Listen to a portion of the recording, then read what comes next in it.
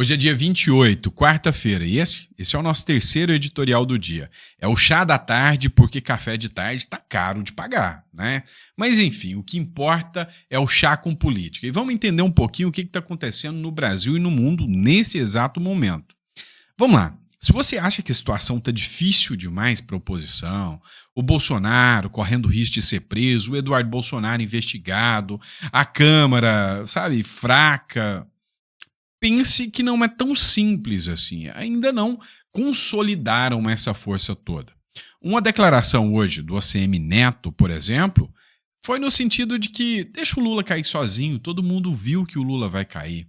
O próprio governo americano, Donald Trump, disse que sabe que o Lula vai perder e talvez seja no primeiro turno. E aí, a hora que entrar um presidente que seja centro-direita, no mínimo, a conversa vai mudar. O Trump ainda está lá. Por outro lado, o Eduardo Bolsonaro diz que o Alexandre de Moraes vai sofrer muita pressão lá dos Estados Unidos e chamou o próprio Alexandre de Moraes de tirano, segundo a matéria do Infomoney. E aí, né, aquele discurso que antes era piadinha, e Bolsonaro era chamado de frouxo e bananinha durante eventos do STF, começa a mudar e até a imprensa, né, começa a bater de frente com Alexandre de Moraes. Olha essa matéria do filho da Miriam Leitão dizendo que o Alexandre de Moraes e o Gonê cometeram uma bola fora em partir para cima do Alexandre de Moraes, do Eduardo Bolsonaro. Enquanto isso, o presidente da Credem, uma importantíssima comissão da Câmara dos Deputados, fez denúncias gravíssimas sobre o uso da USAID, inclusive pelo próprio TSE e pelos governos de esquerda, e disse que vai investigar até o final tudo isso que está acontecendo. Por sua vez, o próprio Eduardo Bolsonaro também fez um vídeo, né, se explicando sobre o que está acontecendo lá nos Estados Unidos. E para matar o STF de raiva e o governo Lula também, a Câmara dos Deputados resolve homenagear o Eduardo Bolsonaro pelas suas ações lá nos Estados Unidos. Então deu para você perceber o quanto o negócio está tenso. Também tem desmonte de narrativa. A revista Oeste traz uma matéria dizendo que todas as narrativas que foram criadas contra o Anderson Torres começam a cair por terra, ou seja, a narrativa do 8 de janeiro, tudo aquilo começa a ser enfraquecida. Deu para você sentir a temperatura do nosso chá da tarde, não deu? Então vamos lá, não me esquece, inscreva-se no canal. Eu tenho que pedir, gente, eu sei que você não gosta disso, mas você já viu que tudo quanto é canal no YouTube que você assiste, tem alguém te pedindo aqui para fazer isso? Então eu tenho que, melhor, vou mudar o meu roteiro. Eu tenho que conquistar isso de você, né? Trazendo um conteúdo com relevância. Por que conquistar o seu like? Quando você vai lá e dá o dedão no like lá, o YouTube fala, o material desse cara é bom, vou mandar para mais gente. Quando você compartilha, ou você vai passar raiva em alguém, ou vai mostrar que o nosso conteúdo é de relevância. No mínimo isso. E quando você se inscreve, você fortalece o nosso canal, mostrando que a voz conservadora ainda tem vez e tem voz no Brasil. Então, quanto mais inscritos, mais força você traz ao nosso canal. E eu te agradeço por fazer parte dessa família com a gente. E bora alcançar a meta, 2 milhões de seguidores. Bora pra cima? É o seguinte, às vezes você fica observando tudo que está acontecendo na política e pensa, gente, mas como que a oposição está apanhando tanto? Eles dominam o Congresso, eles dominam o Supremo Tribunal Federal, o Davi Alcolumbre não faz nada, o Mota não faz nada, nada está acontecendo e o Lula está nadando de braçada. Não. O Lula sabe que ele não tem força para implementar as políticas que ele quer e está tentando no tapetão. E que um sopro derruba o Lula. Por enquanto, essa linha tênue que está segurando o Lula, não se sabe até onde essa corda vai aguentar. Olha a declaração do ACM Neto, uma força política gigantesca do União Brasil. Ele disse o seguinte, vamos entregar todos os cargos, vamos pular fora do governo Lula em 2026, essa canoa está furada, deixa ele afundar sozinho, vamos sair todo mundo, vamos para o lado do Tarcísio ou do Bolsonaro. É isso que o ACM Neto disse aqui nessa matéria do Poder 360. E ele não é qualquer um, ele é vice-presidente do União Brasil, O ACM Neto afirmou em entrevista ao jornal O Globo, nessa terça-feira, que a entrega dos 3 ministérios ocupados por indicação do seu partido no governo do presidente Lula, turismo, comunicação e integração, seja debatida internamente e que a União formaliza logo que não quer aquilo. A União já começou a pular fora. Isso acontece depois de que um outro cacique, que é o Antônio Rueda, o presidente do União Brasil, teve reuniões com o Bolsonaro, ou melhor, com o Eduardo Bolsonaro, lá nos Estados Unidos, e o Ciro Nogueira, que é o presidente do PP, que estão formando uma união. E o Ciro Nogueira chegou a falar em Eduardo como candidato a presidente. Cá entre nós, você acha que essa perseguição que está acontecendo contra o Eduardo Bolsonaro dá força ao Eduardo Bolsonaro para a candidatura em 2026? Igual acontece na Venezuela? Eu acho que sim, hein? Qual o seu posicionamento? Bora para a próxima. Vamos lá, pessoal. Esse embate entre Eduardo Bolsonaro e Alexandre de Moraes começa a ganhar cada vez mais força. Olha só essa matéria do Infomoney. Eduardo Bolsonaro chama Moraes de, abre aspas, tirano à beira de estrada. Fecha aspas, após inquérito.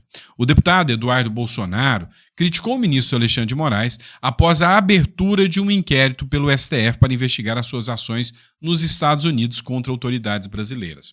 Em resposta, Eduardo chamou Moraes de tirano, à beira de estrada, que envergonha a justiça, e afirmou que o Estado brasileiro estaria transformando-se em uma organização criminosa. Ele também questionou a imparcialidade da PGR, alegando que devia ser declarada impedida e contestou a competência do STF para investigar atos feitos fora do Brasil. Inclusive, o Eduardo Bolsonaro postou em suas redes sociais um vídeo onde ele rebate os argumentos feitos pelo Procurador-Geral da República de que ele seria uma ameaça à democracia brasileira. Ele rebate dizendo: como eu sou ameaça se eu já não tenho poder nenhum de caneta nas mãos mais? Ameaça talvez seria o Marco Rubio, que falou, e tem a caneta, e falou que vai mover, né, ações contra Alexandre de Moraes. Por que ele não abre o inquérito contra o Marco Rubio? Acompanha. Só que é o seguinte, para que seja configurada a grave ameaça, você tem que ter primeiro, né, um meio efetivo de cumprir essa grave ameaça.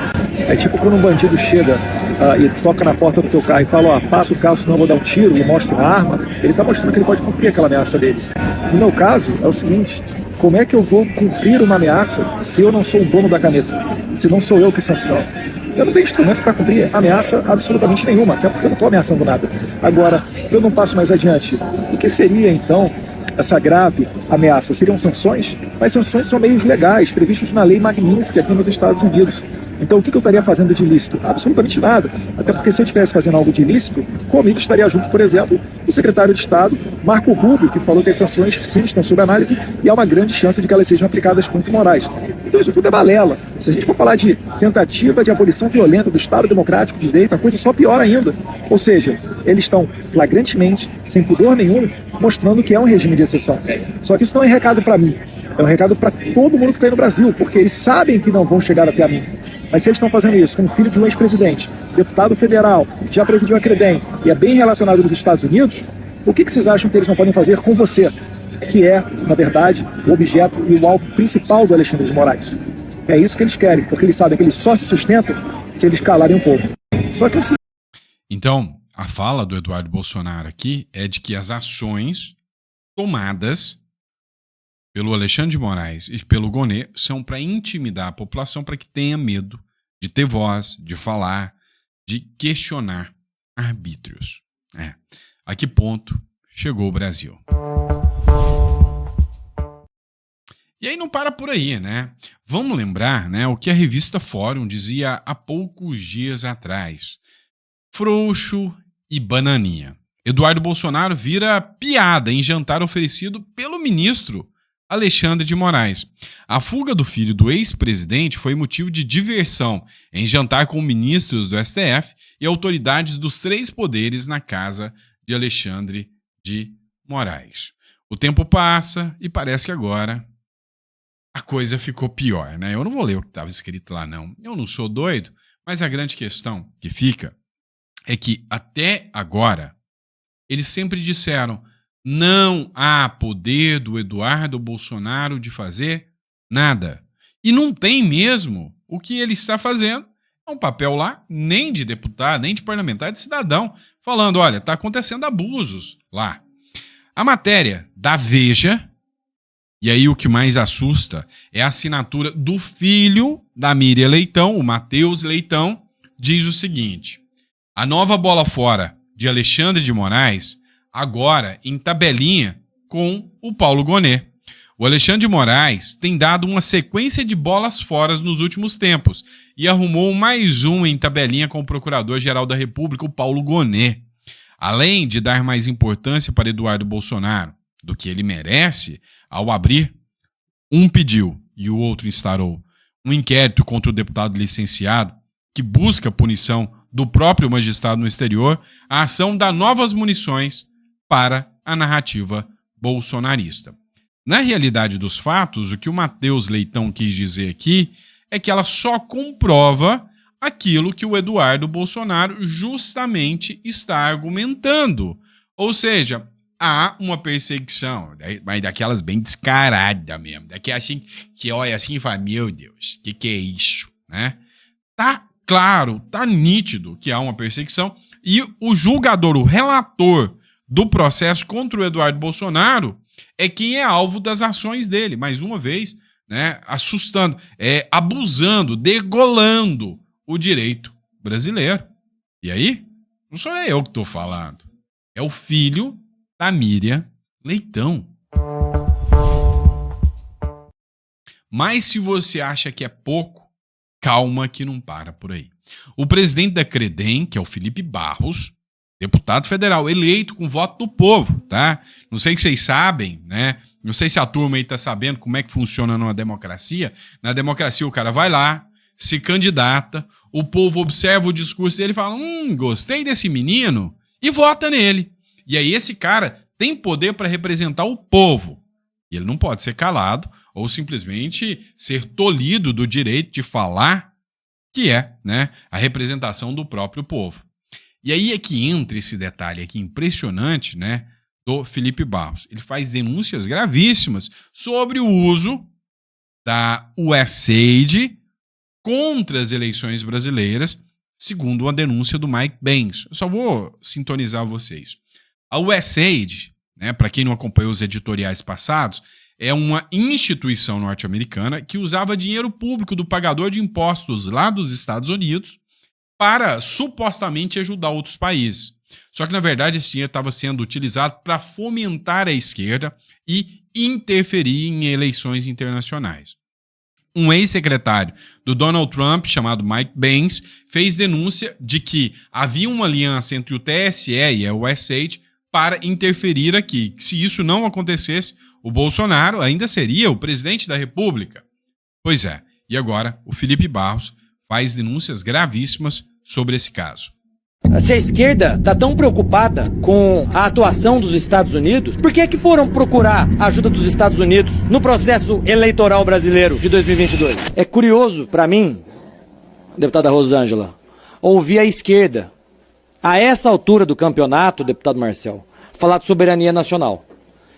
Justo a esquerda que fez uso da USAID, que criou o complexo industrial da censura no nosso país, que interferiu no processo democrático das eleições, que o Mike Benz tem denunciado e que nós já aprovamos aqui um requerimento para que ele possa ser ouvido no plenário dessa comissão. Eu estive com o Mike Benz na semana passada em Miami, para que ele possa estar presente aqui na comissão, para trazer as denúncias que ele está trazendo ao mundo da interferência do USAID no processo eleitoral e democrático brasileiro.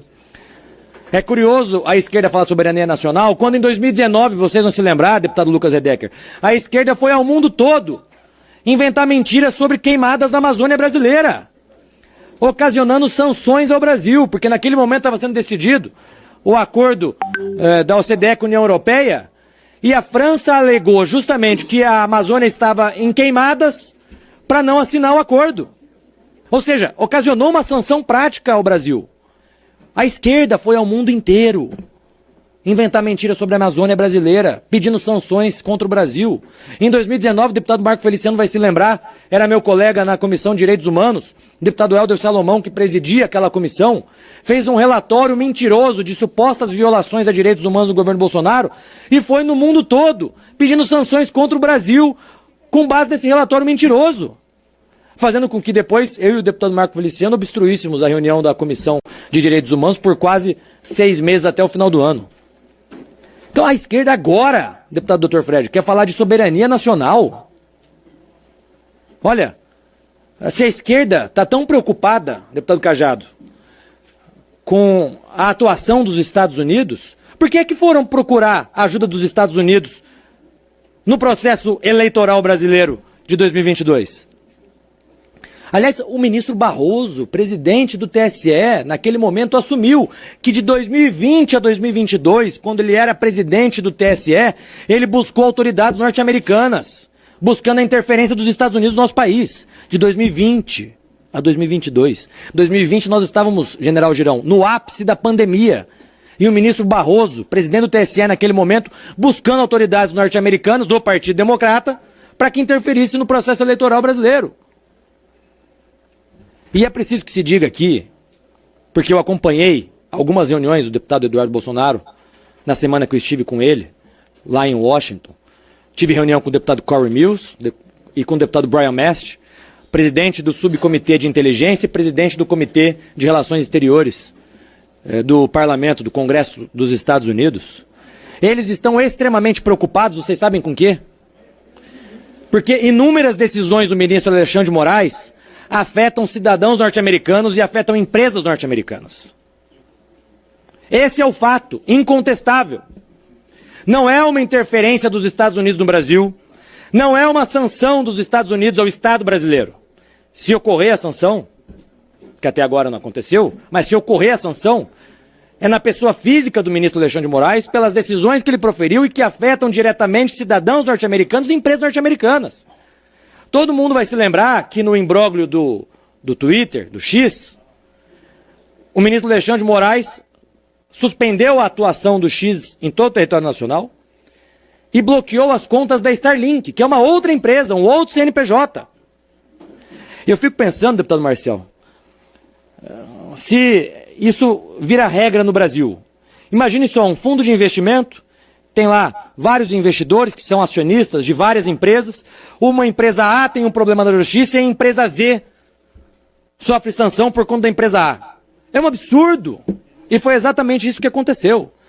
Então existe um problema de jurisdição que está sendo discutido nos Estados Unidos.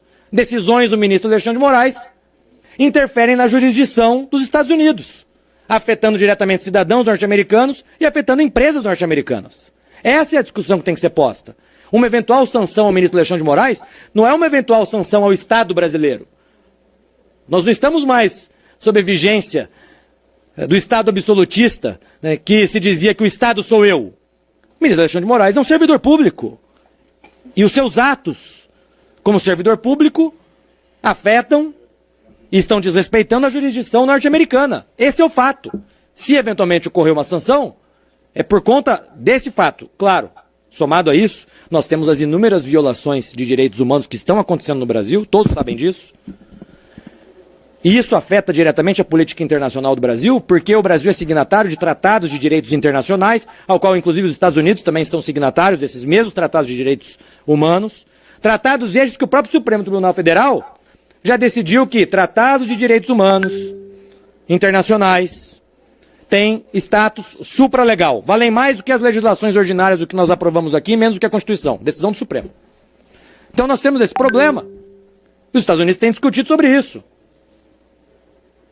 Então, é preciso colocar os pingos nos is, porque existe muito ruído quando nós começamos a discutir, quando nós vemos análises da imprensa sobre isso que está sendo ventilado e que foi dito pelo secretário de Estado, Marco Rubio.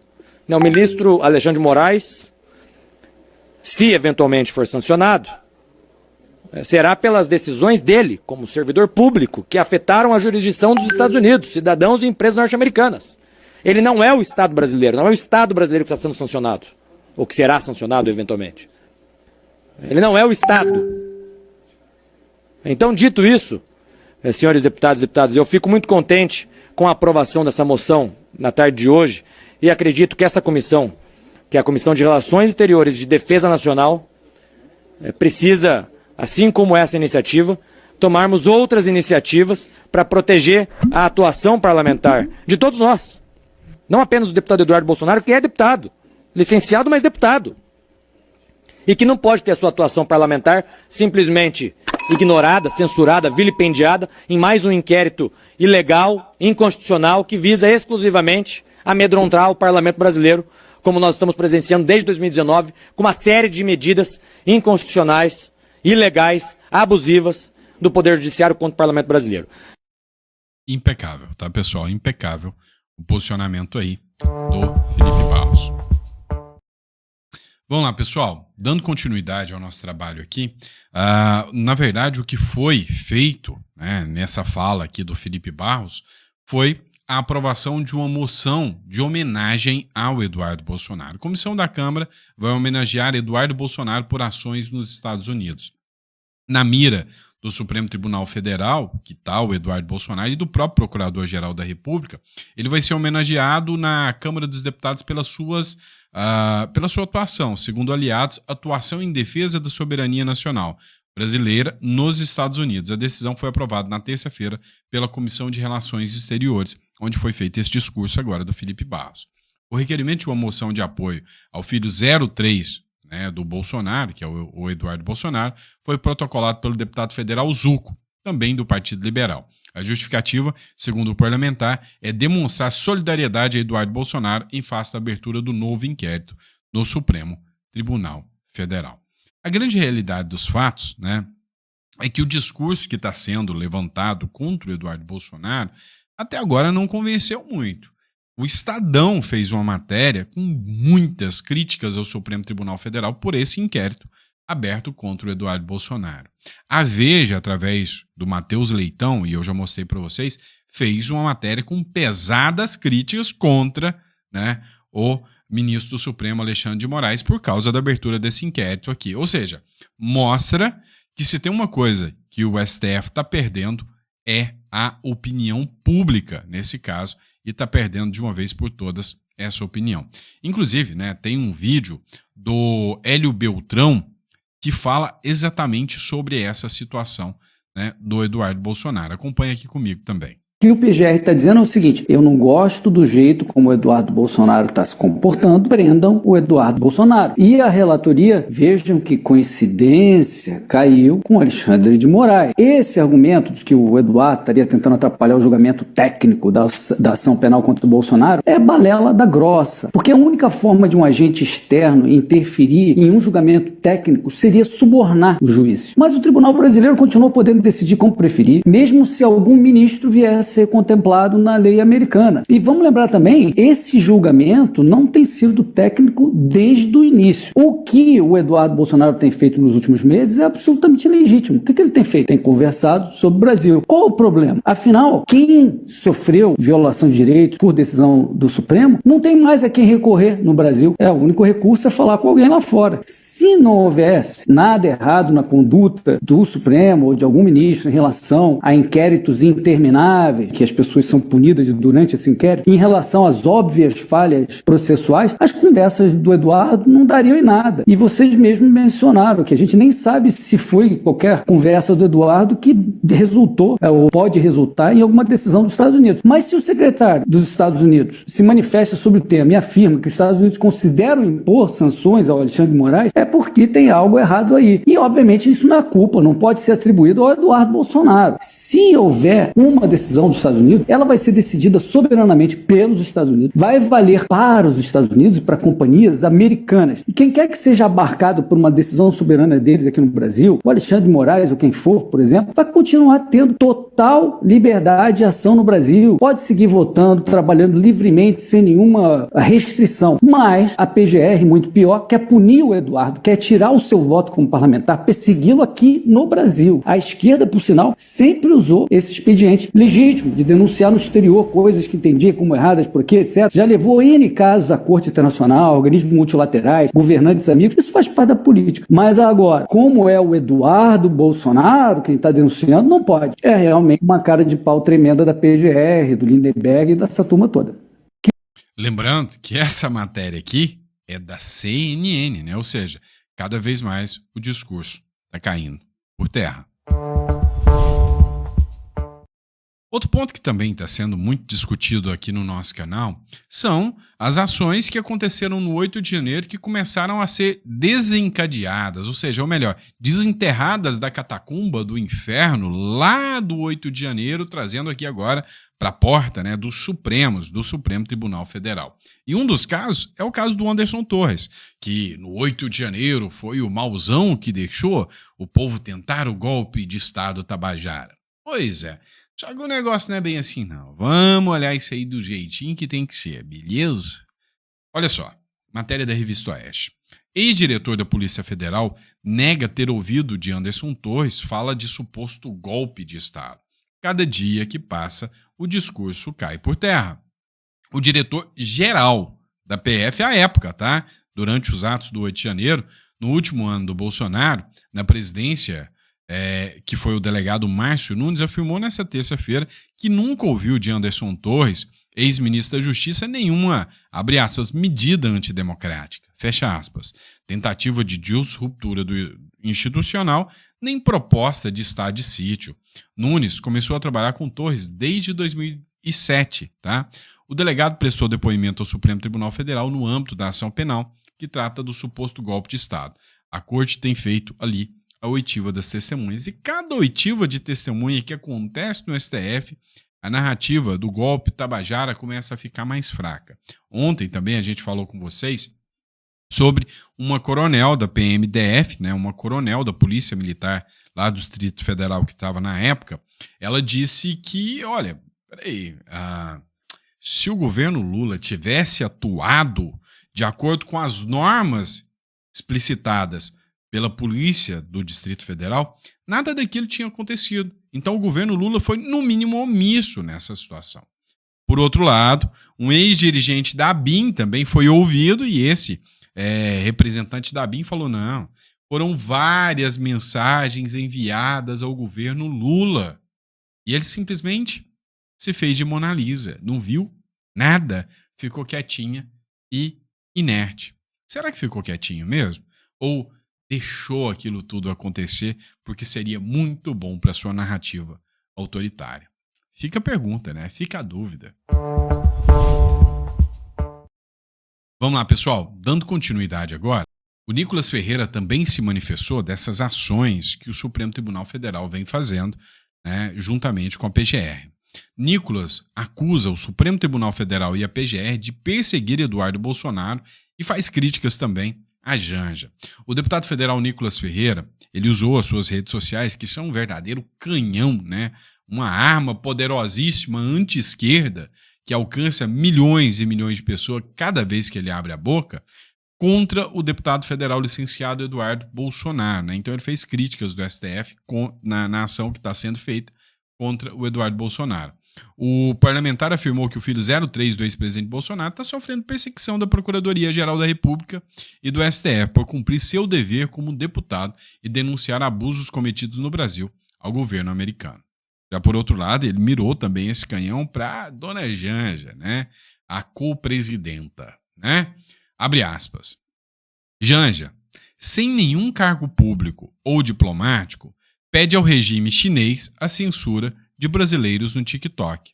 E nada acontece, publicou ele no X. Gente, cá entre nós, né? Vamos falar a verdade.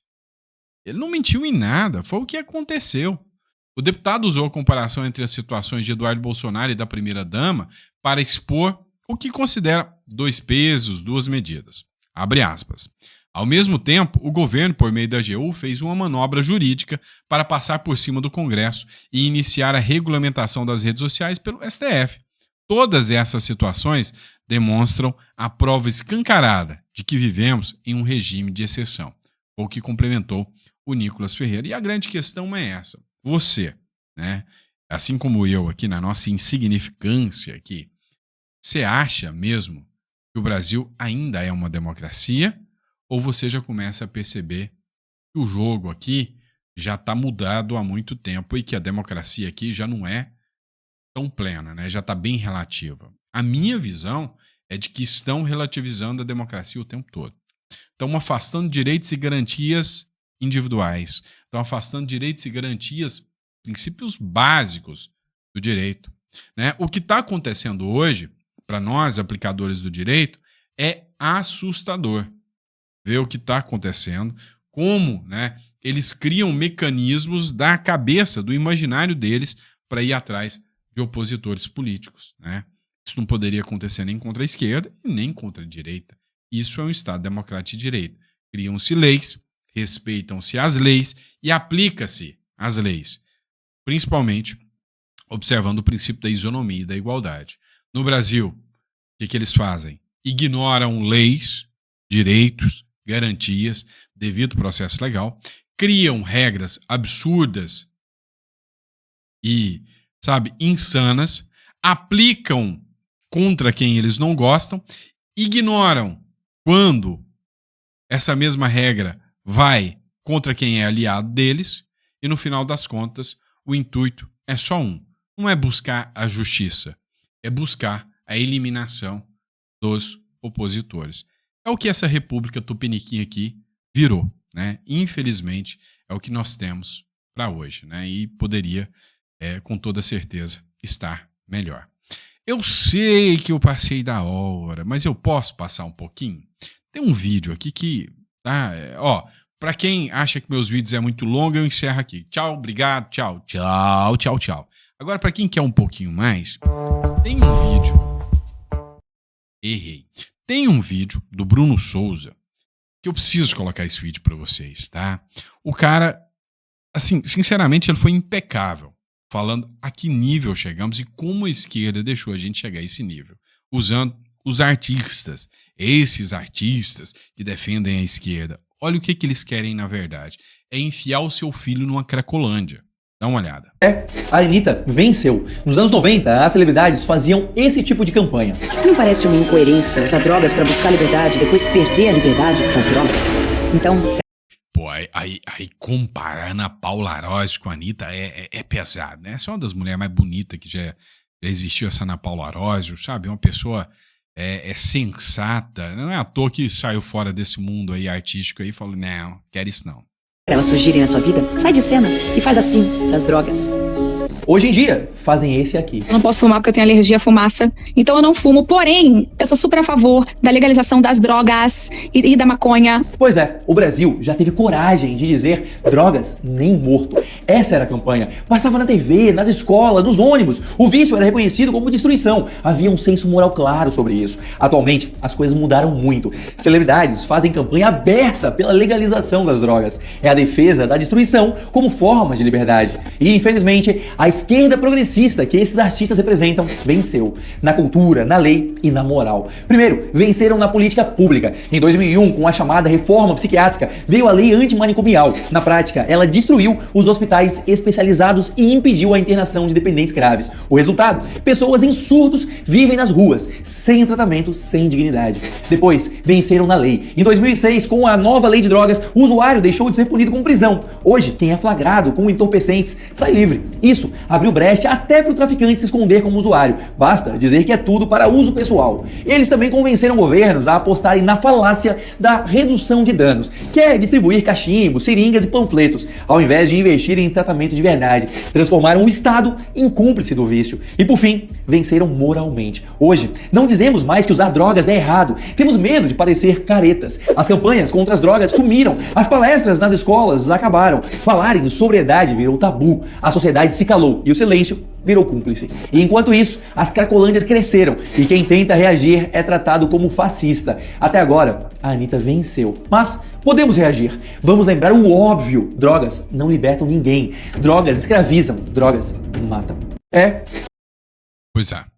Deu para vocês perceberem o que a esquerda fez no Brasil e no mundo, tá? No mundo inteiro. Dá um passeio na Europa para você ver como é que tá. A galera lá, né? dá um passeio. Quando eu tô andando aqui nas ruas do Uruguai, eu olho ali, aqui também tem esse problema, tá? Lá nos Estados Unidos, Detroit, ande nas ruas lá, você também vai ver, né? Você também verá. Então, a esquerda tem esse projeto maldoso, maléfico, diabólico contra o seu filho, a sua filha, o seu neto.